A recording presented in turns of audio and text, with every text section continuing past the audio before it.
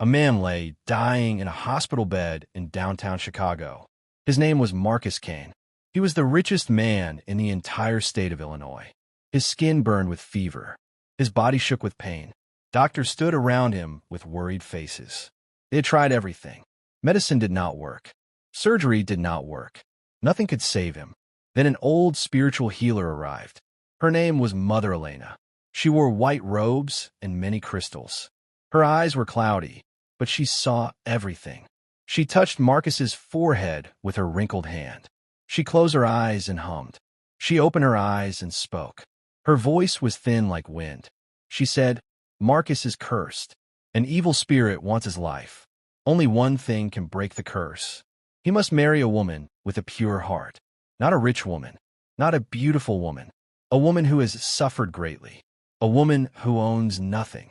Marcus's father was angry. His name was Victor. He shouted at the healer. He said this was nonsense. How could marriage save a dying man? The healer did not argue. She just looked at him with her cloudy eyes. She said if they did not believe her, Marcus would die before sunrise. Victor looked at his son. Marcus was barely breathing now. His lips were turning blue. Victor had no choice. The search began. If you are enjoying this story, please like this video and subscribe to our channel.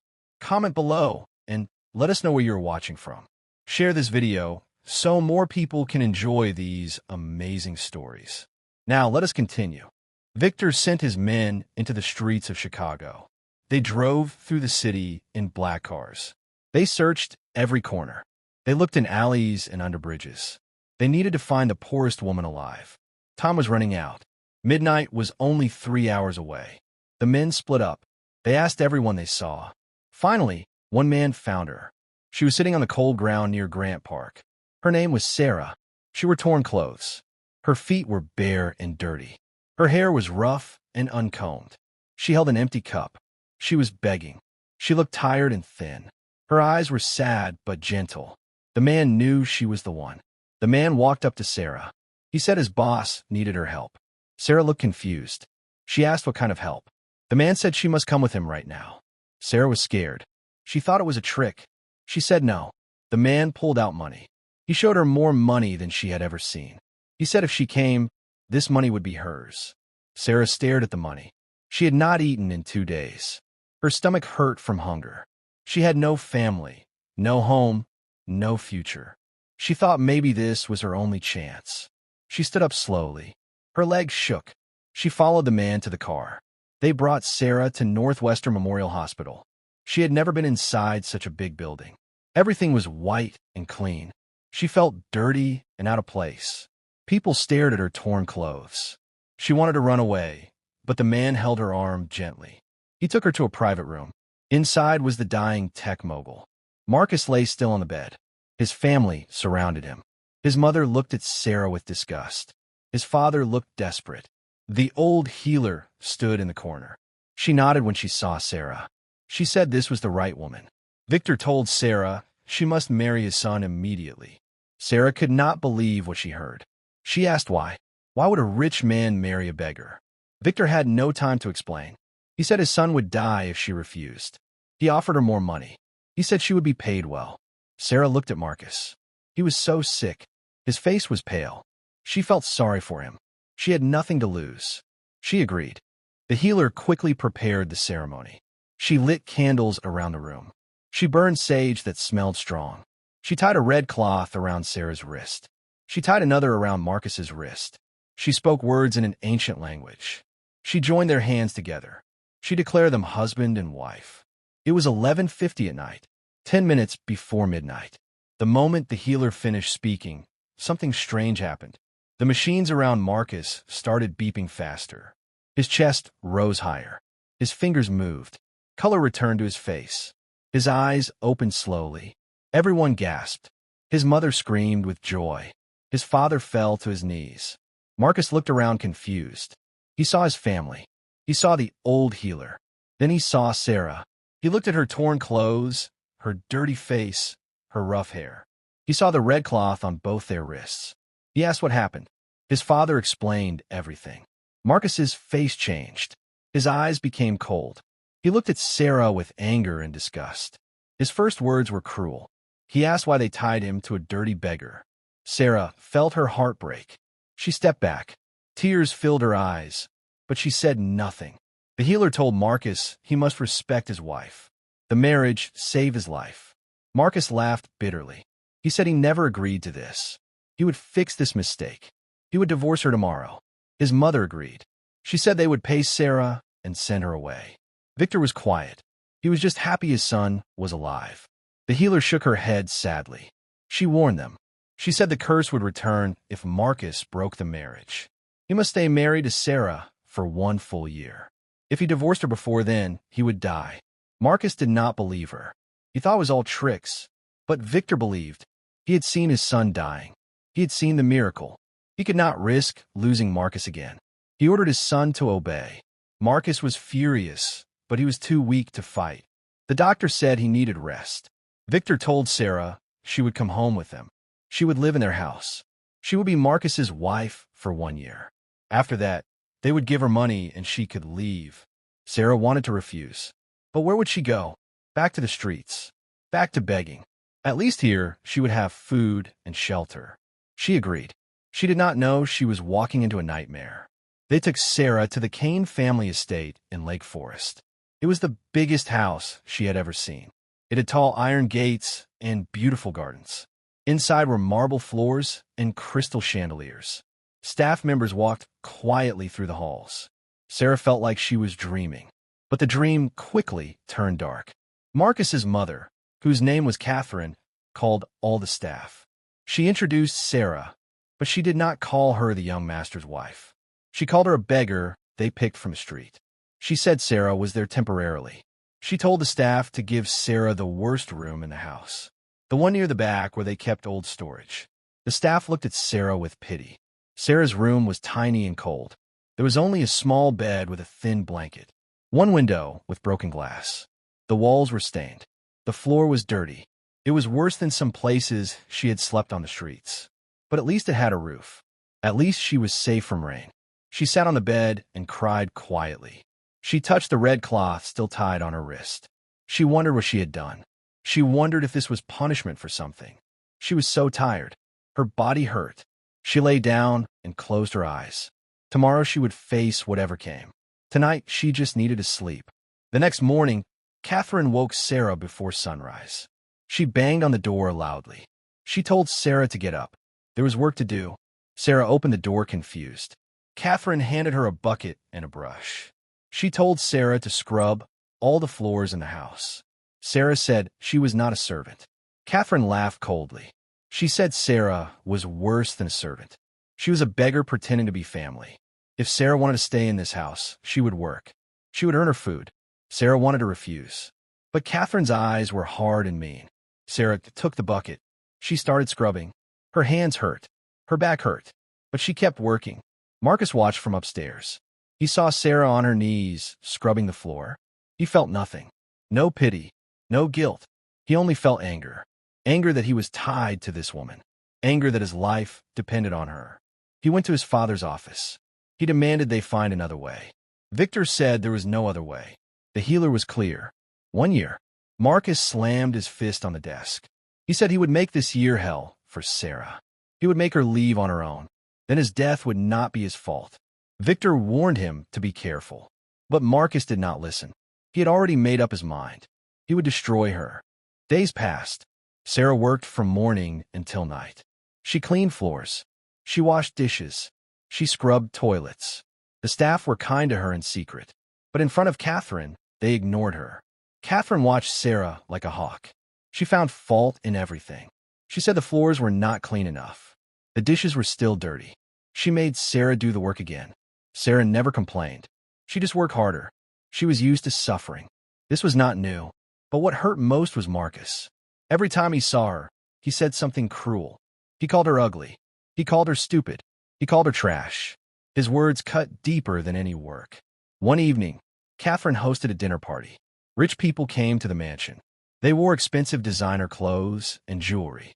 They drank champagne and laughed loudly. Sarah was told to serve the food. She had never served before. She was nervous. She carried a tray of drinks into the dining room. Everyone stared at her. Her clothes were old and plain. Her hands were rough from work. She tried to be careful, but her hands were shaking. She tripped on the carpet. The tray fell. Glasses shattered. Wine spilled everywhere. The guests gasped. Catherine screamed. She called Sarah useless. She told her to get out. Sarah ran from the room. She heard them laughing behind her. She hid in her small room and cried. Marcus came to her room that night. He did not knock. He just opened the door. Sarah was sitting on the bed. Her face was red from crying. Marcus looked at her with cold eyes. He said she embarrassed him.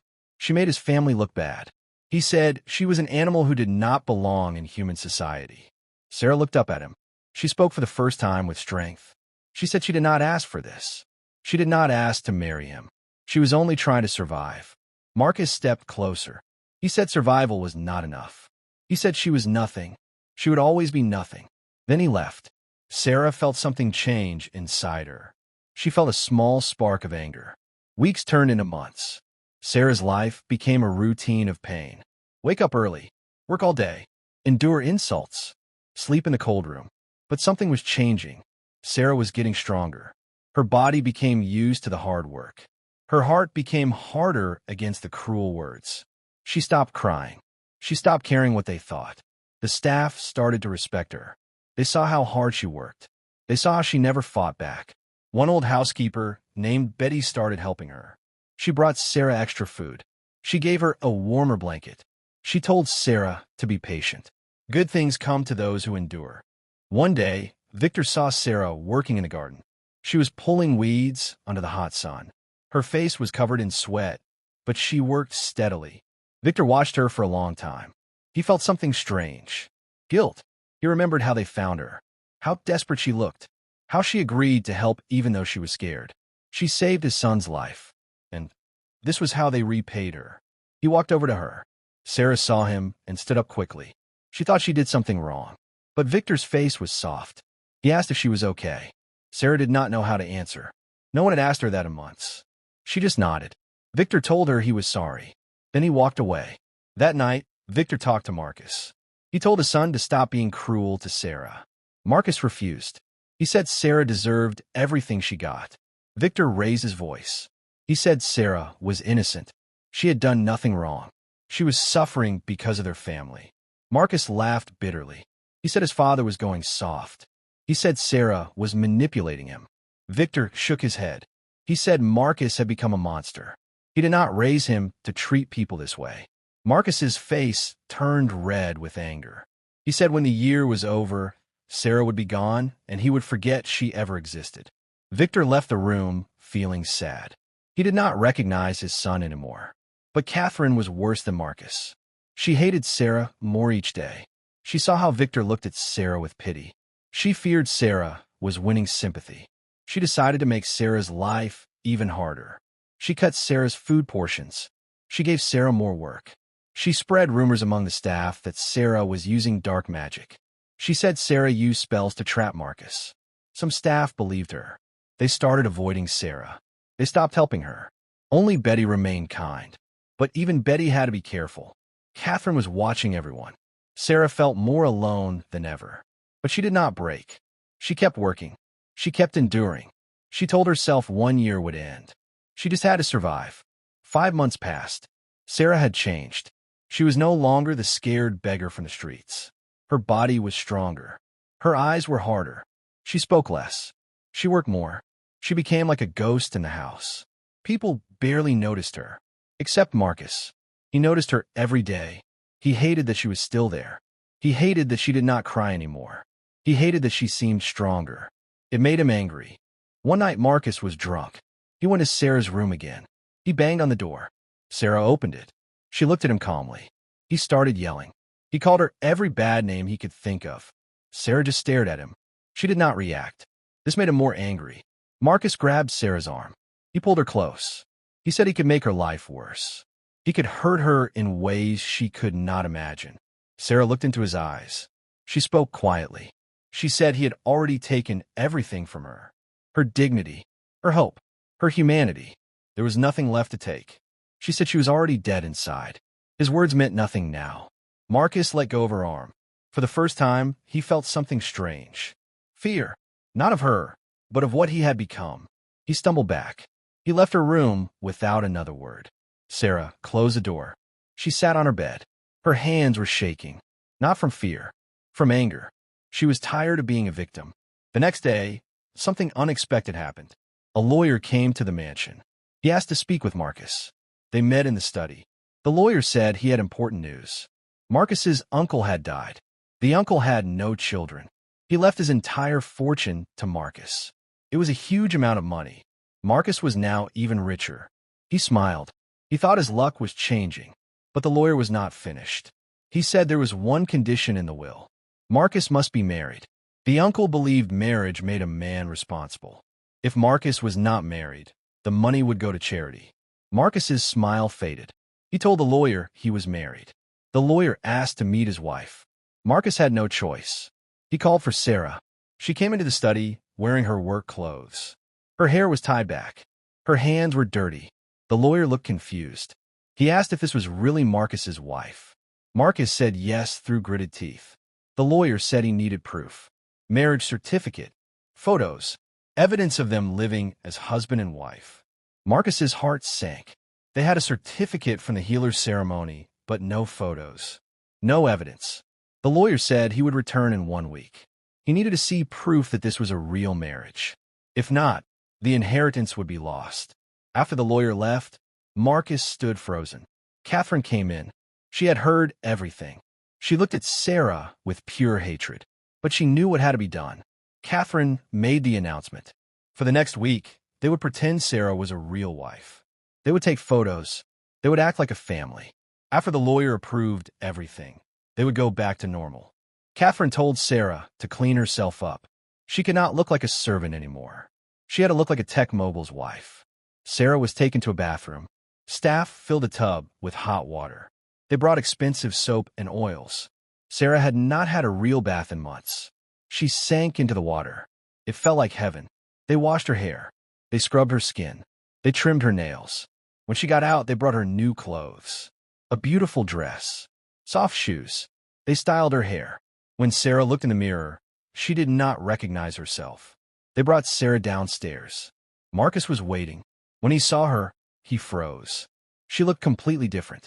Clean, beautiful, elegant. For a moment, he forgot who she was. Then he remembered. His face turned cold again. But his mother was watching. She reminded him to act loving. They needed the inheritance. A photographer came. He posed Marcus and Sarah together. He told them to smile, to hold hands, to look happy. It was torture for both of them. Marcus's hand was stiff in hers. His smile was fake. Sarah did not smile at all. She just stared at the camera. The photographer kept telling them to relax, to look natural. But there was nothing natural about this. They were two people who hated each other pretending to be in love. They took photos all day. In the garden, in the dining room, in the living room. They had to sit close, touch, pretend. Catherine watched every shot. She made sure they looked convincing. At the end of the day, Sarah was exhausted. Not from work, from pretending, from being close to the man who had made her life hell. She went back to her small room. She took off the beautiful dress. She put on her old clothes. She lay on her thin bed. She felt confused. For one day, she had lived like a rich person. She had felt clean, pretty, human, but it was all fake. Tomorrow she would go back to being nothing. The thought made her feel empty inside. But that night, Marcus could not sleep. He kept seeing Sarah's face, not the dirty beggar face, the clean, beautiful face. He was confused. He had spent months convincing himself she was worthless. But today, she looked like she belonged. She looked like someone who could actually be his wife. The thought made him angry. He did not want to think of her that way. She was nothing. She would always be nothing. But the image stayed in his mind. Her dark eyes, her smooth skin, her quiet dignity. He shook his head. He told himself it was just the dress, just the makeup. Underneath, she was still the same beggar. He had to remember that. He could not let himself feel anything else. The week continued. Every day, they took more photos. Every day, they pretended. Sarah stayed in the nice clothes. She ate at the dining table with the family. She was not allowed to work. She had to act like a wife. It was strange. The staff did not know how to treat her. Catherine was cold, but polite in front of the photographer. Victor was kind. He talked to Sarah during meals. He asked about her life before. Sarah was careful with her words. She did not share much, but Victor listened. He seemed genuinely interested. This made Catherine jealous. She snapped at Sarah whenever Victor was not looking. She reminded Sarah this was temporary. Soon everything would go back to normal. Sarah knew this, but part of her wished it did not have to. On the last day before the lawyer returned, they had to take photos in Marcus's bedroom. The photographer said married couples share a room. They needed at least one photo there. Marcus refused, but his mother insisted. They went to his room. It was huge. The bed was enormous. Everything was expensive and perfect. Sarah felt out of place. The photographer posed them on the bed. He told them to sit close. Marcus sat stiffly. Sarah sat on the edge. The photographer was not happy. He said they needed to look more intimate. He told Marcus to put his arm around Sarah. Marcus did not move. His mother gave him a sharp look. Slowly, Marcus put his arm around Sarah's shoulders. She felt his touch and tensed. This was the closest they had ever been. The photographer kept clicking. He told them to look at each other. Marcus turned his head. Sarah turned hers. Their eyes met for a moment. Something passed between them. Not love, not hate. Something else. Recognition, maybe. They were both trapped, both pretending, both suffering in different ways. The moment lasted only a second. Then Marcus looked away. The photographer said he got the shot. They could stop. Marcus pulled his arm back quickly. He stood up and left the room. Sarah sat there for a moment. Her shoulders still felt warm where his arm had been. She touched the spot. Then she stood up and left too. She went back to her small room. Tomorrow the lawyer would come. Tomorrow this would all be over. The lawyer arrived exactly on time. Catherine served coffee. Everyone sat in the living room. The lawyer reviewed all the photos. He asked questions. How did they meet? When did they marry? Did they love each other? Catherine answered most questions. She lied smoothly. She said they met at a charity gala. Sarah was helping homeless people. Marcus fell in love with her kind heart. They married quickly because love could not wait. The lawyer listened. He looked at the photos. He looked at Sarah and Marcus. He seemed satisfied. He said everything appeared in order. The inheritance would be released. Marcus would receive the money within a week. Catherine smiled. Marcus relaxed. It was done. The pretending was over. After the lawyer left, Catherine turned to Sarah. Her smile disappeared. She told Sarah to go back to her room, to change into her old clothes, to go back to work. The charade was finished. Sarah stood up slowly. She looked at all of them. Victor looked sad. Marcus looked relieved. Catherine looked triumphant. Sarah walked upstairs. She changed her clothes. She put on the old worn dress. She tied her hair back. She looked in the mirror one last time. The beautiful woman was gone. The beggar was back. She felt something break inside her. Not her spirit. Something else. Her hope, maybe. The small hope that maybe things could be different. That maybe she could be treated like a human. That hope died. She went back downstairs. She picked up the bucket and brush. She started scrubbing floors again. But something had changed. The staff had seen Sarah dressed as a wife. They had seen her sit at the table. They had seen her look beautiful. They could not forget it. Some of them started treating her differently. Not like a beggar, more like a person. They spoke to her kindly. They helped her when Catherine was not looking. Betty was bolder now. She told Sarah she deserved better. She said Sarah was strong. She said Sarah should not let them destroy her. Sarah listened, but she said nothing. She just kept working. She had 7 more months to survive. Then she would be free. She would take the money they promised. She would disappear. She would find a new life. She just had to endure a little longer. But Catherine noticed the staff's sympathy. It made her furious. She called a meeting. She reminded everyone that Sarah was not family. She was temporary, a mistake that would be corrected. Anyone who showed Sarah special treatment would be fired. The staff became scared. They stopped helping Sarah openly. But Betty did not care about threats. She was old. She had worked for this family for 30 years. She was not afraid. She continued to help Sarah. She brought her food. She talked to her. She became like a mother to Sarah. Sarah was grateful. Betty was the only light in her dark life. The only person who saw her as human. Marcus received his inheritance. He was now one of the richest men in Illinois. He bought new cars, new watches, new everything. He threw parties. He went to exclusive clubs. He lived like a king. But something bothered him. At night, when he was alone, he thought about Sarah. He remembered how she looked in the nice clothes. He remembered the moment their eyes met in his bedroom. He tried to forget.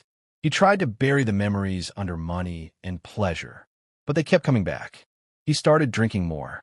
He became angry more often. His friends noticed. They asked what was wrong. He said nothing. But he knew. He was haunted by the woman he had tried so hard to destroy. The woman who refused to break. One night Marcus came home very drunk. He stumbled through the house. Everyone was asleep. He found himself walking to Sarah's room. He did not know why. He opened the door quietly. Sarah was sleeping. The moonlight came through the broken window. It fell on her face. She looked peaceful, beautiful even. Marcus stood there watching her. He felt confused. Why did he come here? What did he want? He turned to leave, but his foot hit the bucket. It made a loud noise. Sarah woke up. She saw Marcus standing in her room. She sat up quickly. She was scared. Marcus just stared at her. Then he spoke. His voice was slurred. He asked why she did not leave, why she stayed and suffered, why she did not just run away. Sarah looked at Marcus. She said she had nowhere to go, no money, no family, no home. This hell was better than the streets. At least here, she had food and shelter. Marcus laughed bitterly. He said she was pathetic. She had no pride, no self-respect. Sarah's eyes flashed with anger. She said he was wrong. She had more pride than he would ever understand. She stayed because she was strong, because she could endure anything, because she refused to let him win. She refused to give him the satisfaction of seeing her run. She would stay the full year. She would take her money, and she would leave and forget he ever existed. Marcus felt something twist in his chest. He turned and left without another word. Sarah's heart was pounding. She did not sleep the rest of the night. After that night, Marcus avoided Sarah. He did not look at her. He did not speak to her. He pretended she did not exist. But he thought about her constantly. Her words echoed in his mind. She was stronger than him. She endured more than he ever could. He realized something terrible. He had become the villain in her story. He had caused her pain. He had treated her worse than an animal. And for what? Because he was angry about a curse. Because he was too proud to accept help from a poor person. The realization made him sick, but he did not know how to fix it. He did not know how to undo months of cruelty. So he did nothing. He just avoided her and hated himself. 8 months had passed. For more to go. Sarah counted every day. She was tired. So tired. Her body hurt all the time. Her hands were scarred from work. Her back ached constantly. But she kept going. She had to. One day, while cleaning the living room, she suddenly felt dizzy. The room spun. She tried to hold onto a chair, but her legs gave out. She collapsed on the floor. Betty found her. She screamed for help. Staff came running. They carried Sarah to her room. They called a doctor. When the doctor arrived, he examined Sarah. He said she was severely malnourished. She had not been eating enough. Her body was shutting down.